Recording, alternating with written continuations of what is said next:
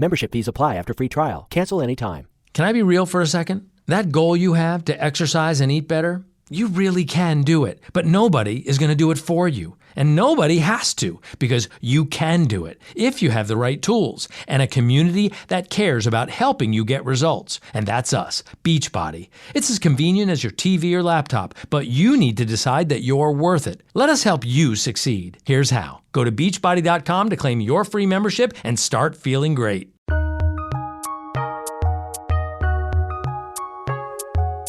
Welcome to the Fantasy NBA Today podcast.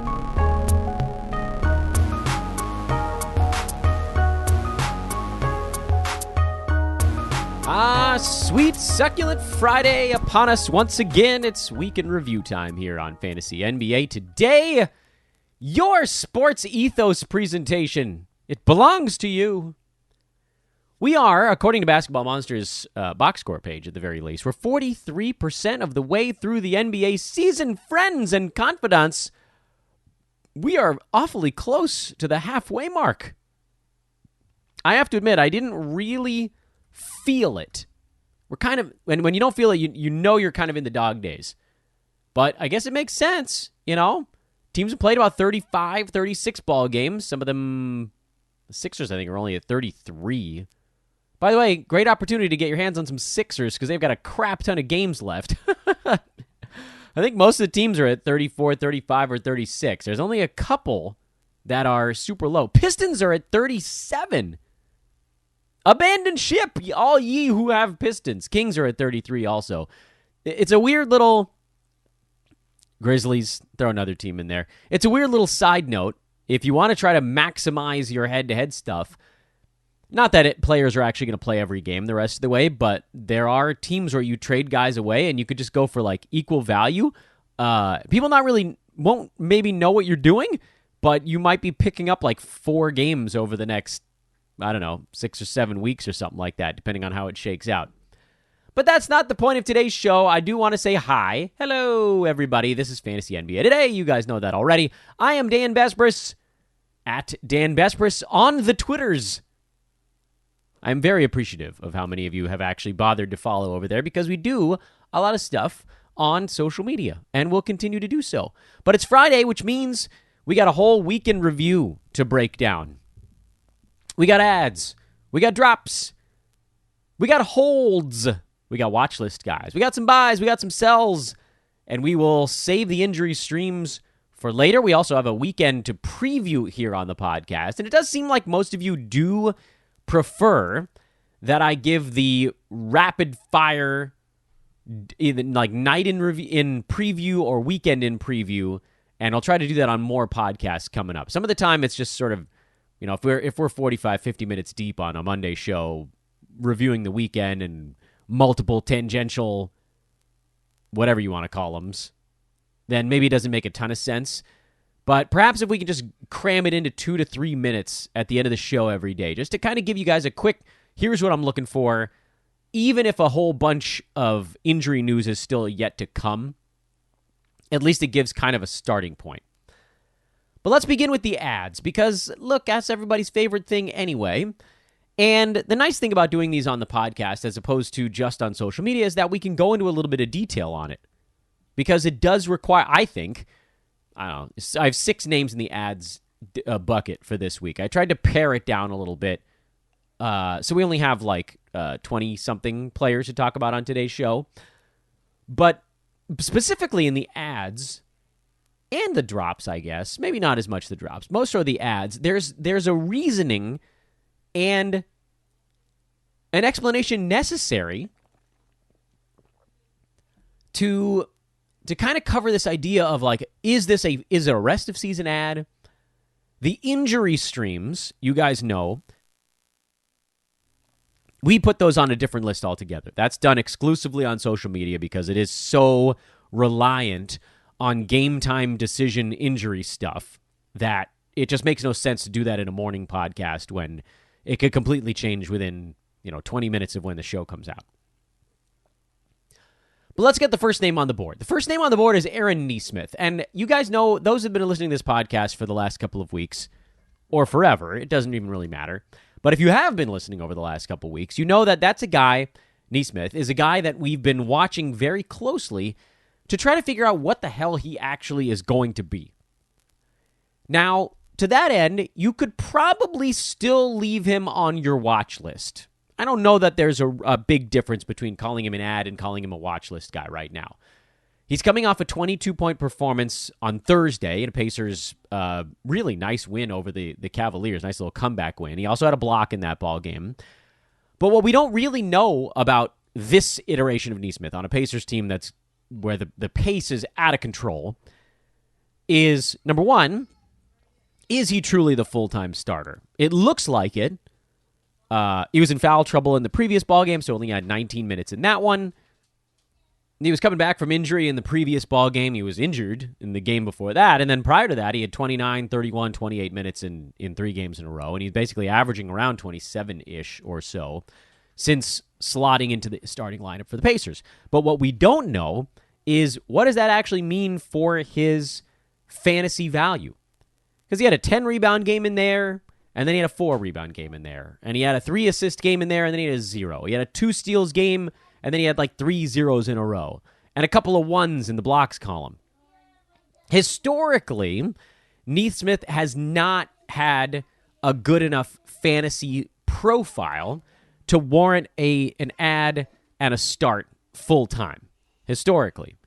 But we don't really know that much about him, and he's in a situation now where he's probably going to get more touches than he got in Boston. His team plays at a higher pace than his team in Boston did, and so maybe there's some slight room for growth. Have I personally added him to many of my teams? The answer is no, I haven't. I don't think that a lot of people are jumping on him. I think he got dropped in a bunch of spots specifically because of that foul trouble game. He'll get re-added. This is a dude that's going to be on and off of waivers pretty much constantly, unless he starts to post, 15-5, 14-7 with a steal and a couple of 3-point. Unless you start to see that every single ball game, he's probably going to remain fairly available in your fantasy league. So maybe you could just put him on the watch list. I don't know. Perhaps if you're in a slightly more competitive league, maybe it's someone you'd want to get out in front of. That's why I put him in the ads department, just because I thought I wanted to talk about him a little bit here at the outset. Evita Zubots is the next name on the board, and I know that a lot of you, as I'm saying it, are going to be like, Dan, he's not a freaking free agent, so leave it alone. But you know what? He got dropped in a whole bunch of spots because he was terrible for about 6 weeks in a row. And now all of a sudden, he's been good for 4 games in a row. Not great, but at least the rebounding is back. The blocks are never going to be what they were to start the year. That was insane. He was at like almost 3 blocks per ball game. He's more of a one and change blocks big man. But it does seem like, and I don't fully know why. I know he missed a couple of ball games in there. His minutes were down leading into that. Maybe it's all injury related. If that's the case, then he becomes almost kind of a sneaky guy to have picked up, because it really wasn't super clear from the Clippers that that's what was going on. So perhaps this is one we didn't need to really throw on there because he probably is rostered in your league, but at least give a glance to see if maybe somebody kicked him to the curb. And by the end of this week, unfortunately, it's almost definitely too late to get him back because he started this warm run over last weekend, basically. Jeremy Sohan is the next one on the list, and he's a guy I think we can pretty safely call a one you want to get out in front of.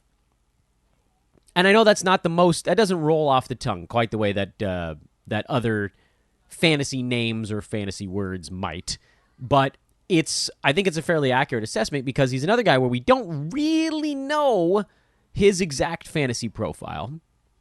The assists, the steals, and the blocks have been a little bit better lately than they were earlier in the season when he was still getting minutes. It wasn't like there was a complete lack of minutes played for Sohan, but all of a sudden now you're seeing a little more in the scoring, a little more in the rebounding, a little more in the assists, a little more in the defensive stats. And then when, in situations like this, and apologies, there are a lot of fits and starts. The magic of recorded media, I've had about 4 family interruptions to the show so far, and we're only, 3-4 names into the thing? All right, we'll get through this. Is that with Sohan, if it sticks, you don't want to be on the wrong side of it. You don't want to be in the well, we waited too long camp, which I'll admit, I'm in that camp regularly because there's a lot of guys out there where we're like, look, we know enough about this dude to know this isn't going to stick. Like, there was a Mason Plumlee 2-week heater earlier this year, and everybody was yelling at me on social media. And I was like, guys, you know what's going to happen with this dude. And then sure enough, he went back and he had a couple slow weeks. Then he had a warm week, and then he had 2 slow weeks. And it's been the same kind of thing. And it's, frankly, kind of the same thing with Malik Beasley when that team is healthy. There's these guys where we know enough about what they do to not buy into a 1 or 2 week stretch and say, oh, this is the moment. Instead, and I guess it's kind of what's going on with KCP also, although I still think we can tie his to the gravity of the players around him. With Sohan, we don't have that. We don't have that portfolio, is what we've called it on this show before. We don't have the portfolio to look back and point and say, oh, well, this is what this guy's going to settle into. He could settle into something new and special because he's super young and we don't really know his fantasy profile yet.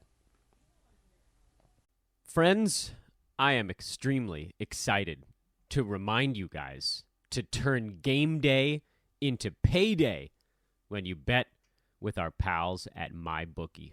The Celtics, the Bucks, the Warriors, these are the frontrunners to win the NBA championship at MyBookie, but which has the best shot? Who do you have winning the title? The Warriors at plus 700, they've gotten off to a slow start. Hey, maybe futures aren't your thing. It's been pretty darn profitable betting player props this year, thanks to Steph Curry and even more so Anthony Davis. Regardless of what you're betting on, cash in and cash out quick with MyBookie using promo code ETHOS when you make your first deposit. You heard that right. MyBookie will spot you extra cash with your deposit. Minimum $45, but you can claim the bonus all the way up to $2,000. Extra cash with MyBookie. They're back, baby. Check them out. Turn game day into payday once again when you bet with our pals at MyBookie. Membership fees apply after free trial. Cancel anytime. Can I be real for a second? That goal you have to exercise and eat better, you really can do it, but nobody is going to do it for you. And nobody has to, because you can do it if you have the right tools and a community that cares about helping you get results. And that's us, Beachbody. It's as convenient as your TV or laptop, but you need to decide that you're worth it. Let us help you succeed. Here's how. Go to beachbody.com to claim your free membership and start feeling great. So, Adam, I threw Landry Shamet in the ads, even though he's technically more of an injury replacement for Devin Booker. But if Booker's out a month, then you can just call him kind of a long stream at this point. I think maybe we almost need a new category because he's an injury stream, but it's a super long-term one. And guys like Trey Murphy could fall into that, and we thought Shlomo was going to fall into that, but I keep calling him Shlomo. But Shlomo,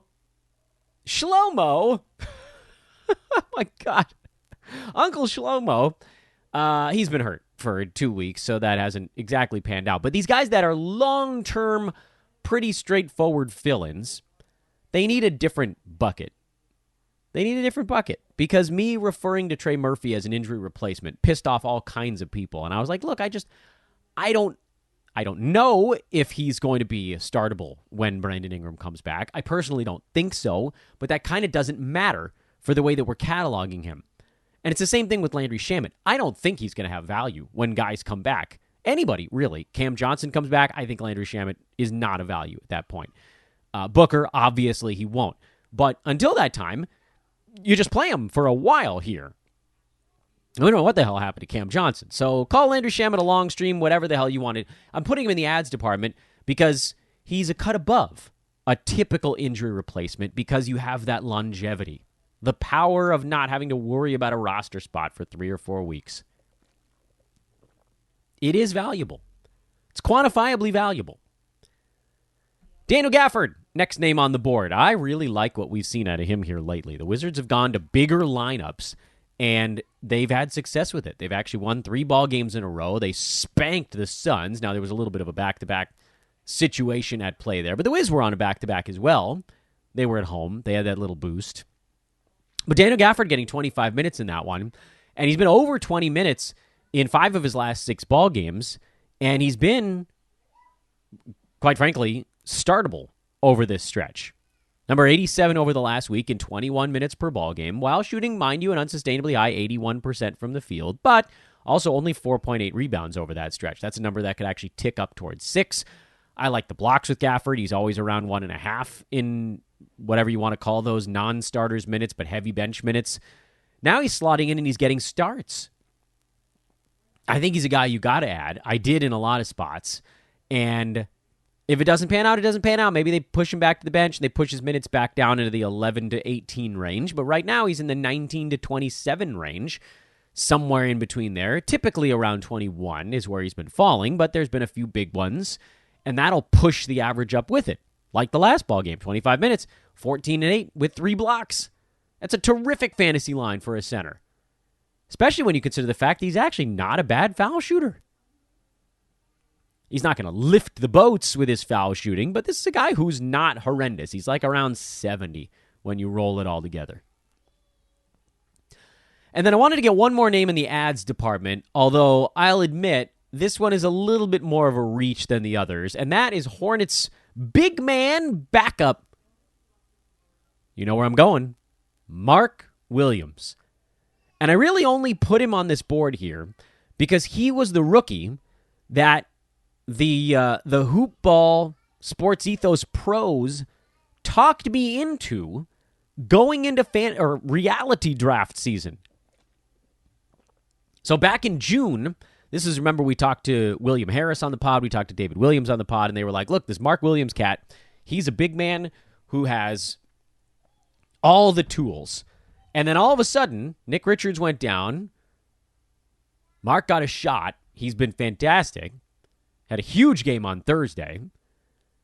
Is he going to see enough playing time consistently? Probably not, because he's still a young guy. But if this team, if anything, should become of Mason Plumlee, if he gets hurt, if the Hornets decide that everything is out of reach at this point, I don't think that's happening anytime all that soon, because as bad as they are, they're still only 6.5 games out of a play-in spot, so they'll keep fighting a little bit longer.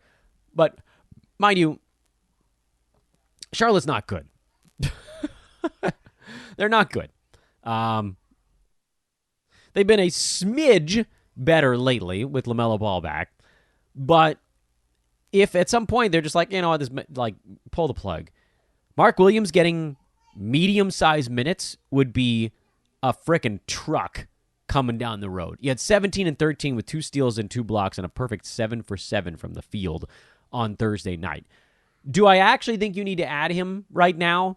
Probably not. But if you did, just to see how it was going, I don't think I would fault you for it. I mean, he looked amazing in that game on Thursday. He has 4 blocks in his 3 fill-in games. He has 5 steals in his 3 fill-in games. He has 21 rebounds. I mean, is this the kind of thing we could get out of him? Nick Richards was technically available for this ball game on Thursday and did not play. So, what do we make of it? I don't know. If you're in a dynasty or keeper format, I think that's a spot where you probably want to make the plunge a little bit quicker. That's where you can, I say go out on a limb a little bit, but that's where you can kind of, again, get out in front of it. And, man, I mean, if that sticks, that's an amazing thing that's possibly blossoming there. That's crazy. So yeah, I mean, again, it's not a set in stone thing, but I do think that it's something you ought to consider. All right, let's transition into the drops now, and these ones probably don't need quite as long of an explanation. Nick Batum is the first drop. I've been really excited about him lately, but he was dealing with something in the Clippers' loss to the Celtics on Thursday night. He left, he came back, he left, he came back. He only played 8 minutes, so something was obviously wrong. Reggie Jackson also had some stuff going on. It's possible maybe they were dealing with an illness. There's colds and RSVs and flus. They're going through every one of these locker rooms. Maybe we find out that's what's up, but I totally get it. If you're on a head-to-head side, that's not someone you can hang on to. If you're on the roto side, I would put him on the bench until we get a little bit more information on what the hell happened. Because that's a dude that's been in all of their most important lineups, and he just had nothing in the tank in this one. I don't get it. So I put him in the drop, but honestly, again, like, maybe you put him in the hold and wait until you find out what happened. Whatever. Call it what you want. It's hard to make this so black and white. There's a lot of gray in where you put these guys. Victor Oladipo, I'm calling a drop. He's going to get steals, but I don't think that's something that you need to have play every single ball game. He's not a rest of season guy. He's a plug-and-play guy, and he's not going to play in back-to-backs, so it doesn't even really make sense on the schedule side. Mo Wagner, who's going to be suspended for a couple of ball games, and then also is about to not get to play because Wendell Carter Jr. is back. So Wagner, who had been kind of a long stream lately, so I suppose that means he needs to show up on these lists. He doesn't need to be on your rosters anymore. Royce Williams has been out of the league for a while because he couldn't get on a plane. Royce O'Neal, I think, is droppable, mostly because I think he's a schedule stream level play. The steals, the blocks, the assists, the rebounds have gone away. Right now, over the last 3-4 ball games, he's been kind of floating his value with a really hot three-point shooting stretch, but that's not the reason that I wanted him to begin with. I wanted him more as a punt points kind of play. With the boards, the assists, the steals, the blocks. If those are gone, I mean, like, I'll go start freaking Gary Trent and Tim Hardaway Jr. over Royce O'Neal if I'm just hunting three-pointers. And then I put Larry Nance Jr. in the drops department, but it's really just a where you can't stash kind of drop because he's hurt again. Pelicans media is talking about kind of shutting him down for a week or two just to get him right because he was dealing with the leg stuff. Now he's dealing with the neck stuff. And it's all just too much for my sweet, sweet Larry. I'm going to stash him in my roto spots because he's just an absolutely brilliant punt points play. And you guys know how often I end up kind of accidentally punting points, but also not totally accidentally punting points. Otherwise, you can probably move on. So I get it is sort of where that one comes out. Holds. I made the mistake of titling this category Tough Holds last week, and people on Twitter were not having it. They were like, what are you talking about? It's not tough to hold that guy. Like, guys, relax. Tough Holds still meant hold. Good gravy. I only put tough there because I thought just calling them holds, I don't really feel like it made sense. When I call someone a hold, I'm referring to someone who maybe has been slightly underperforming of late, and so you need a podcaster or a social media maven to come out and say something like, hey, man, don't panic. You can still hold this dude. And so that's why I put those names in this thing. So then I called it Tough Holds because I was like, all right, this is like, it's tougher to hold on to some of these guys. But people were just so mad about that title. Anyway, got rid of the word tough, just calling them holds again this week. My bad, everyone. I didn't think you were going to care. Tim Hardaway Jr. is a hold. They're a better ball game against Houston. He had the big one against the Lakers over on Christmas. He had a slower one against the Knicks. I don't think that anybody's really clamoring to drop right now because he's scoring a lot, and guys like that typically get a longer leash in fantasy sports. But his other categories have been bad. His free throw shooting has been weirdly low lately. We knew the field goal percent was going to be a ding. And so I thought that for those folks that were paying attention to that stuff, they needed the little kick in the pants. Say, you know what, hang on here. He's been pretty good most of the time. And I'm tempted, head-to-head leagues, you play him where you play him. Roto, I've been kind of using him against pastry defenses, and that's working out a hell of a lot better. Benched him against the Knicks? Great. Played him against the Lakers? Played him against the Rockets? Much better. Bull is still a hold. And you guys are going to kill me for this one, but whatever. I don't care. I believe that he's a hold. Well, first of all, the Magic are going to have their team suspended, so you have an opportunity to get a juicy one or two out of Bull. The suspension's taking effect on a couple of different days, interestingly enough, so they have enough players to actually field a full roster. But regardless, Bull's one of the dudes who's not suspended, along with Markelle Fultz, Paolo Banchero, Franz Wagner. Those guys are going to have a field out there. But the reason I like Bull is because he's a good foul shooter. Field goal percent is decent. He gets points, boards, blocks. Not going to play 30 minutes a game anymore. But even in 24, 25 minutes a night, he can be in that 90-100 range. And I think you're going to see him getting dropped in spots. So I say hold on because there is a little bit of upside built in there, even if he doesn't get to it. He also has a pretty nice floor, provided Jonathan Isaac doesn't randomly appear, which he still might, but I think most of us are starting to believe that Jonathan Isaac doesn't exist, and I don't have any reason to believe that he does. There's just like a hologram of him on the Magic bench they're showing on the TV broadcast. It's like the green banner behind home plate at baseball games. They can just make Jonathan Isaac appear there, too. I put Killian Hayes in the holds department, but I got to tell you guys, and you probably picked up on this in the way I've talked about him on the show, I'm not that high on Killian. I know that he's just sort of quietly floating along as the Cade Cunningham rest of season fill-in, but even when he's playing relatively well, he's still more of like a 125, 140 range dude, because he doesn't hit many three-pointers, both of his percentages are bad, and his turnovers are not all that great either. He's mostly just some points and largely just assists, which in my eyes isn't enough. At least with a guy like Markelle Fultz, who we've been kind of back and forth on at times on the podcast. The assists, the steals have been consistently high for Fultz. We're seeing some of the other stuff with him. Field goal percent has actually been a little bit better lately for Markelle.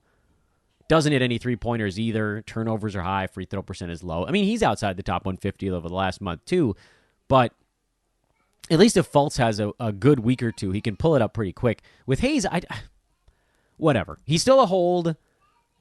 I don't know. I don't think that he ever puts together like a 2-month span where he's 90 or better. So I'm not that excited about him. In a way that with someone like Bogdan Bogdanovic, who maybe somebody dropped him because he hasn't been quite as exciting, with the Hawks getting closer to healthy again, you definitely need to hang on there. And then Walker Kessler is one that probably needs more explanation. His minutes are going to trend down a little bit with Kelly Olynyk back. But we saw it in the last one. He played 20 minutes, still blocked 3 shots. That free throw percent is super annoying, but I love the field goal percent. He pretty much exclusively dunks. His rebounding is solid. He'll get you 6 to 7 boards in 20 minutes. Probably 2 blocks still. Those things alone are enough to float his value. And then there's upside built in if Utah ever pivots away from competition, because they have been, kind of bad after their hot start. Not bad, but just like pretty consistently losing a little more than they're winning after their hot start. Is it time to take a few L's? Because he's a guy they could plug in there if they ever shut down any of the old dudes. It's not happening immediately. Kessler's going to be good enough in the short term, and then there's hope for some sort of additional stuff built in over the long term. The watch list this week includes DeLon Wright, who is a steals monster, but doing almost nothing else. My question, and the reason he's on the watch list, is, do his minutes go up at all? I don't think so. But maybe they get into the low 20s, at which point you'd have to at least give him a look, because, again, he's an absolute monster on the steals category. He's going to get you some assists, kind of running things off the bench. I don't really believe there's going to be enough usage overall to get him there. Just steals alone is a really nice starting point that can get him to like top 130, 140 range, but there has to be one and a half other things to get him up and over that hump. So he's a maybe, but not quite. I'm throwing Rui Hachimura on the watch list. He's had some really good scoring games. I think he probably ends up being an option, at least on the schedule stream side, if you're hunting points, basically. Points leagues, he probably makes some sense. 9-cat leagues where you're actually like going for a well-rounded fantasy line, I don't think there's enough to maintain it. And then Bradley Beal's been in and out of the lineup all season long. And right now, Hachimura is a guy that is taking full advantage of that by getting a bunch of extra shots. So there's a little bit of an injury replacement thing going on with Rui. He's actually just like not a terrible basketball player thing going on with Rui. And so again, that's why he's on the watch list, because I don't think anybody's racing out to grab him in front of you. And the last name on the watch list is Kentavious Caldwell-Pope, which doesn't even make any sense. He's not a watch list guy. He's a guy who runs hot and cold. And he's a player that I think you can start when the Nuggets are healthy. And we talked about it at a decent amount of time on yesterday's show, why KCP needs as many gravity players around him as humanly possible. On a team that plays really fast, then there's still just enough for him on the offensive side to complement the fact that he's a very good foul shooter. He's a good steals guy. He's going to rack up three-pointers. You just need there to be enough three-point shots, enough slashing attempts for him to get him up and over that hurdle, and the defense just needs to be not paying attention to him, which they can pay attention to him when it's just Jokic out there. He's not... KCP is a decent basketball player, but he's not good enough offensively to be like the number 2 option on the Nuggets. He needs to be the 4th or 5th option, and by being that on a team that moves the ball that well, he's just going to be wide open all the time. Let's get into some buys and sells here at the end of our weekend review portion before we pivot into looking ahead towards the weekend. Oh, this one hurts, but I'm throwing him back out there again after yet another disastrous shooting game, and that's Terry Rozier, who, we did a whole segment on him earlier this week. If you want the explanation on Rozier, you can just go back to that podcast. He simply can't be this bad all season long. The steals are gone. The three-point shooting is disastrous. The two-point shooting is disastrous. The turnovers are too high. It's all a mess, but it just can't be this bad forever. He can't be this bad all season long, can he? Well, luckily right now you can get him for pretty cheap, so that's the reason he gets on the board here. Desmond Bane is the other name on the list. He had a better ball game against Toronto, so that's going to make it a bit tougher. He had 16, 5, and 4 with a couple of steals and 3 3-pointers, but he did foul out in 28 minutes, and they're still kind of working his playing time back up where it's going to be. Bane is a top 25 guy at full tilt, and I'm guessing a lot of folks forgot about that because he's been out for so long. But before he went down, he was number 23. That doesn't mean give up the number 23 player for him. It means try to give up someone who's close to where he is now, which is like top 50 range. Maybe you could get him for like a Devin Vassell or Brandon Ingram, who may never play again at this rate, or a Jeremy Grant, or even like a Mikal Bridges who's back. And he's a little bit of a buy low also, like Clint Capella, Tobias Harris. These are guys that Bane is likely going to pass as he gets his minutes back up to where they need to be and where he gets his legs underneath him, and the steals will come around as well. We'll do a little bit of work on social on the Desmond Bane front. I don't know exactly how cheap you can get him, but I'm guessing it's cheaper than he is going to be. Sells. Aaron Gordon. I feel like that's a relatively simple and straightforward one. I actually like what he's done this year. He's shooting 61% from the field on 11 shots per ball game, and that's actually become the biggest single influencer on his fantasy value. But for him, playing alongside Jokic has been all he needed. He doesn't need the gravity around him that KCP needs because Gordon has a little more offensive game than Pope does. So put him with Jokic, his efficiency numbers go up. But he's not going to get the same number of shots as he does when everybody's out, when everybody's back. It's his number works the way you'd expect. As a bunch of high-usage guys get re-added to the mix, his number of shots go down. Even though with KCP, he's going to take like 7 shots regardless, or sometimes more when he's even wider open. With KCP, his shots just get more and more easy. With Gordon, yeah, that maybe they get a little bit easier, but the number goes down.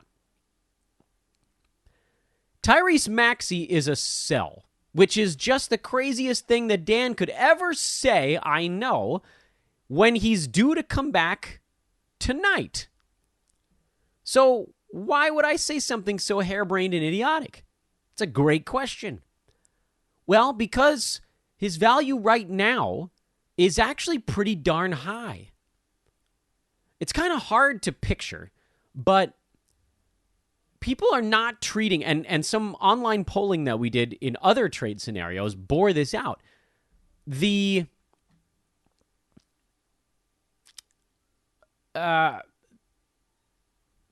not that Maxey's value is maxed out right now. Because if he comes back and he's really, really, really good, then there will be a point down the line where maybe you could have gotten more for him. But he's still being treated like the guy that was drafted at, 55 or 60. He's not being treated like the guy who was top 80 before he got hurt. Because his percentages suffered a little bit. Mind you, those probably do come up a tad. I don't think he stays in the 80 range. He's being treated as the guy who was drafted at 55 or 60. So now that he's coming back, people are no longer afraid to trade for him. There isn't the fear of, oh, well, when is this injury going to subside? When will he play again? Everybody's got the great word. The good word is Maxey's back. But they're going to go easy on him. He's not going to get...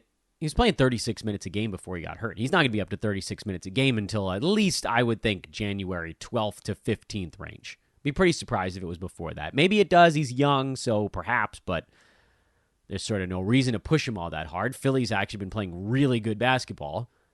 They're 8-2 in their last 10. They did finally recently take a loss, but they're up and out of the play-in tournament spot, so they're in fine shape. They got no reason to over-push him. So if you really are thinking that Maxey does get back to that 55-60 range that you drafted him, you're talking about still another 2 to 3 weeks probably of waiting before you get that iteration of him. But it seems like, based on what the polls are showing, how he's valued by the general public, folks are treating him like he's just gonna be that guy again. So if you can go out there and you can get someone in the, 65 range for Tyrese Maxey, you probably do it. Michael Porter Jr., who's number 68 and also probably set to trend up and already playing plenty of minutes. Now, I get it. There's a lot of, and quite a lot, actually, of injury risk associated with MPJ, but, he's a name you could put on the board there. Anthony Simons is a name who's been trending the wrong way, admittedly, but he's in the mix there. Who else did we see in some of the polls that was sort of an interesting match for him? Christian Wood, who's been trending that way, and someone we've been talking about, like, could you get a top 60 player for him? Well, yeah, it kind of goes the other way, too, here, and he's already ramped up and playing. I think Wood is actually a sell. He's another name on this list where I think I'd aim for someone in the 50 range and see if you could get it, but if you can get him and then flip him, great, even better. Because he's hot. He's playing big minutes. Maxi Kleber's out until the end of time. So, enjoy it.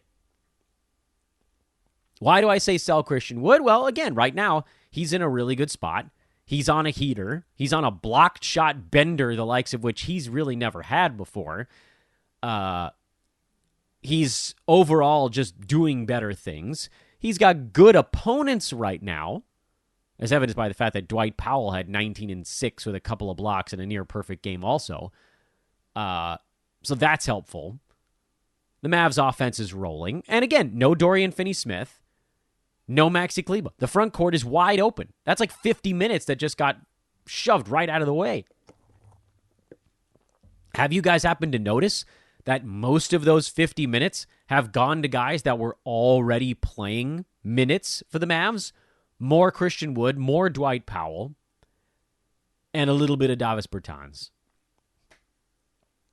That's really... And then Reggie Bullock really picked up the bulk of it. He went from like 20 to 35. But it's mostly guys that already had minutes. So Wood, he's become more of a secure 30-minute... He was in foul trouble, but, again, who cares? He was working quickly in that game against the Rockets. More Dwight Powell, more Wood, more Bullock.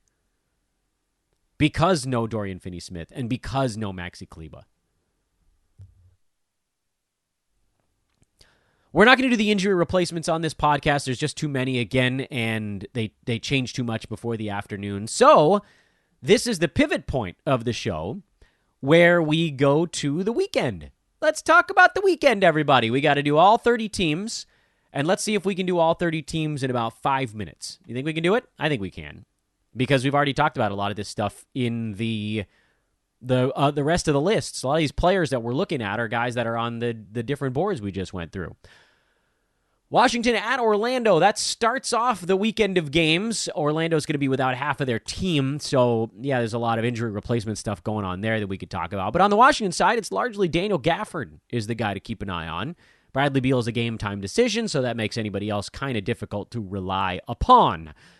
Phoenix, cut down to their prime.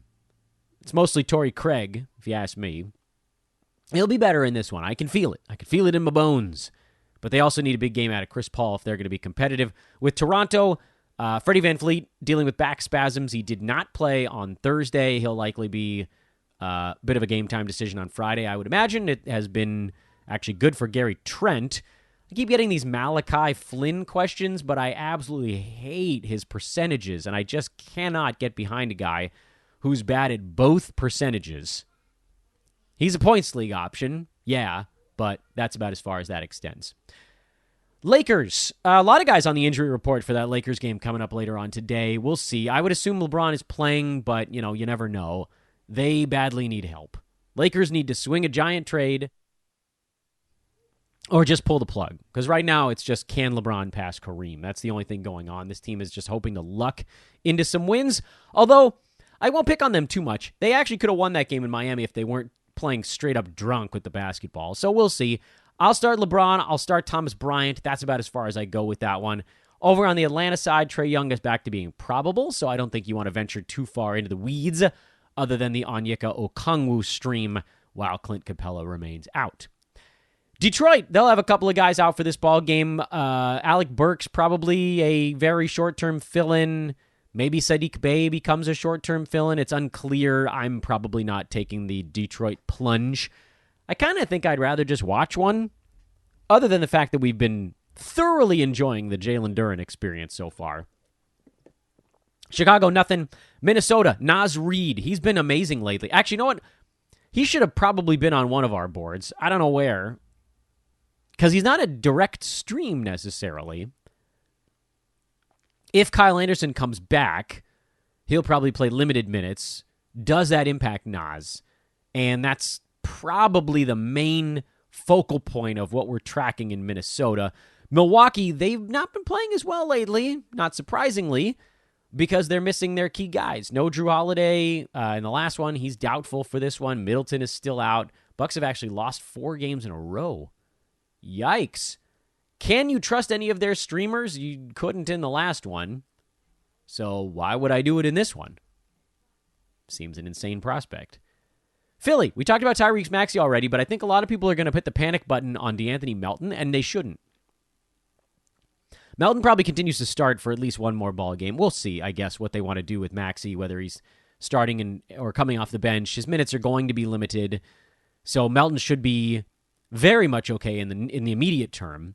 And then we saw it at the very beginning of the season when Philly was healthy. It took Melton about 3 or 4 games to figure out what his role was with that bench unit, and then he started to look really good there. And then Harden got hurt, and he had to sort of refigure things out with the starters. But I'm not worried about him at all. He'll find a way to value because he's just damn good. Pelicans, they might get Herb Jones back for this one, so slowly but surely they're adding bodies back into the mix. Herb was a very good fill-in prior to coming down with illness. I think he was a COVID one. I can't remember who on the team had COVID and who didn't. I think Herb was a COVID. But it's a little bit less for Trey Murphy, but he'll be fine. Herb is a start if he plays and has no minute restriction. And then, with Nance, we talked about earlier in the program, just if you can squat on him, I would do it. If you're in a head-to-head league and you need that IL spot for something else, I totally get it. But it does mean good things for Jonas Valanciunas, especially here against Embiid. They're going to need him. Miami. Nothing really. Really nothing. Denver just comes down to who's playing. We've already talked about what you do in each scenario there. Portland, nothing. Golden State, Dante Divincenzo is kind of the guy to keep an eye on. Maybe Andrew Wiggins gets back in the mix here early next week. I believe he's already been listed as doubtful for this ball game, so you should be able to replicate what we saw in the last one. Utah. You can keep an eye on Walker Kessler if you want. I still think he's going to be fine. I feel pretty confident about it, actually. But otherwise, I don't think Malik Beasley has enough left with everybody back in the mix. I like the fact that Mike Conley's been doing a little bit more, but it's not really something that I'm watching actively. And then with Sacramento, Sabonis is back in there, so there kind of really isn't much to track with that team anyway. Turn to Saturday. Clippers are in Indiana. We'll keep an eye on Nesmith and Zubots, I guess. One player on each side here. I kind of want to keep track of Norman Powell for the Clippers also. He's been better lately. He's been very efficient. He's just getting up tons of shots. And he played 31 minutes off the bench in their loss in Boston. Some of that I do believe was because of the whatever's going on with Nick Batum that we haven't gotten a ton of clarity on. But I think Norman Powell's a guy that needs to be on rosters right now because it seems like the Clippers are kind of leaning into him a little bit more now than they did earlier in the season. So get him in the mix. Get a little Norm in your life. Probably should have thrown him in one of our departments from earlier. You know what? Screw it. I'll throw Norman Powell. Retroactive placement on the ads list for Big Norm. Knicks, they're all about whether or not Jalen Brunson's playing. Beyond that, Grimes is locked in. I mean, I'll throw him back on the ads list if you want, but that'll be the third week in a row he's on there, so that feels somewhat redundant. Houston, nothing. Dallas, nothing really. I mean, Christian Wood, Tim Hardaway Jr. against a bad defense here in the Spurs. This feels like a good matchup for them. And Hardaway, that's where I'm starting him. Spurs, Keldon Johnson finally had a good shooting ball game. It was crazy. It was... I don't know what it was. I don't even know what to say. He was quite good. He scored 30 points and he did it efficiently. Who do I have to thank for this one? The Lords of Mean Reversion, I hope. Oh, boy. Jakob Poeltl's minutes are back up. That's good news also. He played 28.5 on Thursday, so he's pretty much back at full tilt. And then you're watching Sohan. That's the other one there. Cleveland, nothing. We already talked Chicago. Brooklyn, nothing really. I mean, unless you wanted to try. Oh, you know what? That's a lie. TJ Warren should have been on our watch list from earlier in the show. So I'm going to retroactively throw him on there as well. TJ Warren is a watch list name. Royce O'Neal, you can kind of watch list, but I don't know that it's entirely necessary. We've gone over my 5-minute assessment here. I tried. I almost got it done. Charlotte, Mark Williams. Watching Mark. Watching Rozier. What's wrong with you, Terry? What's going on, man? What's happened to you? Detroit, we'll see who's filling in for the suspended fellows. Minnesota, we already talked about Naz Reid, slow-mo, that type of stuff. Philly, we already talked about what's going on there. Oklahoma City, a lot of guys out for the Thunder right now. I've been sort of kicking back and forth on whether or not I want to retake the plunge into the roulette wheel. And if I did, it would be Jalen Williams. But I still don't know if I'm going to bother. New Orleans, we talked about. Memphis, nothing really going on there. Miami, no. Utah, no. And who's not playing over the weekend? There's actually a couple of teams, I think, that don't play or that didn't play at any of these 3 days. But whatever. If that's the case, it doesn't really matter because we'll talk about them on Monday. Sacramento, nothing. Memphis, nothing. We talked about them. Boston, nothing. Time Lord's coming, baby. Oh, my God. This show's about to just turn into the Time Lord Slobber Hour every other day, I guess, whenever they play ball games. 12-6 on Thursday, stealing a block, and a perfect 4 for 4 at both the free throw line and from the field. Oh, I love the Time Lord stuff. Oh, Denver, Washington, Milwaukee. Yeah, Daniel Gafford is the guy you're tracking in Washington, along with little taste of Rui Hachimura watch list as well. Have a wonderful weekend, everybody. My voice is tired because it really had only been back for like half a day before we got deep into the podcast this week. I had to yell over family members yelling, so now I'm just going to go into a strong whisper the rest of the night. I'm Dan Vesperis, promo-free Friday. I hope you love it because I did it for you. Follow me on Twitter at Dan Vesperis. Follow sportsethos.com on Twitter at EthosFantasyBK. Have a delightful weekend. And it just occurs to me as we get to the end of the podcast that our next show will be in the year 2023. Thank you guys for making 2022 the most listened to year in the history of fantasy NBA. Today, let's do it again in 2023. Happy New Year, everyone. We'll talk to you Monday.